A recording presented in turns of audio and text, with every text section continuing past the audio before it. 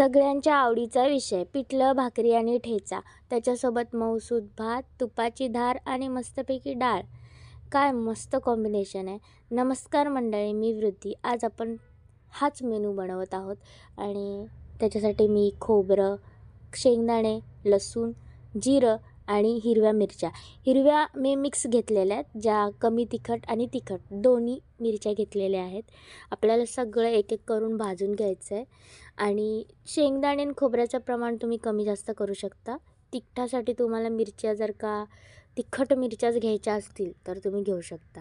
इथे मी ते सगळं जाडसर असं मिक्सरला वाटून घेतलेलं आहे आणि मला परत मिरच्या कमी पडल्या म्हणून मग मी अजून जास्तीच्या मिरच्या त्याच्यामध्ये ॲड केलेल्या आहेत. आता आपण पिठलं बनवूयात. जिरं, मोहरी, लसूण, कढीपत्ता, कांदा, मिरची ह्याची सगळ्याची फोडणी घातलेली आहे. त्याच्यानंतर आपल्याला सगळं भाजून घ्यायचं आहे व्यवस्थित आणि मग आपल्याला त्याच्यामध्ये मीठ, हळद मी नंतर टाकली चुकून, तुम्ही पहिलेच टाका जसं असेल तसं. मीठ आणि हळद टाकल्यानंतर पाणी टाकायचं आहे. पाण्याला चांगली उकळी आली की आपल्याला बेसनाचं पीठ मी अर्धी वाटी बेसन घेऊन पाणी मिक्स करून त्याच्यामध्ये पातळ करून ठेवलं होतं, ते आपण ॲड करणार आहेत आणि 2 मिनटामध्ये आपलं पिठलं रेडी आहे.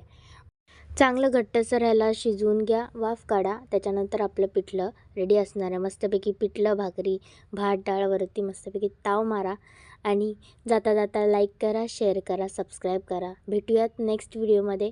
Good bye.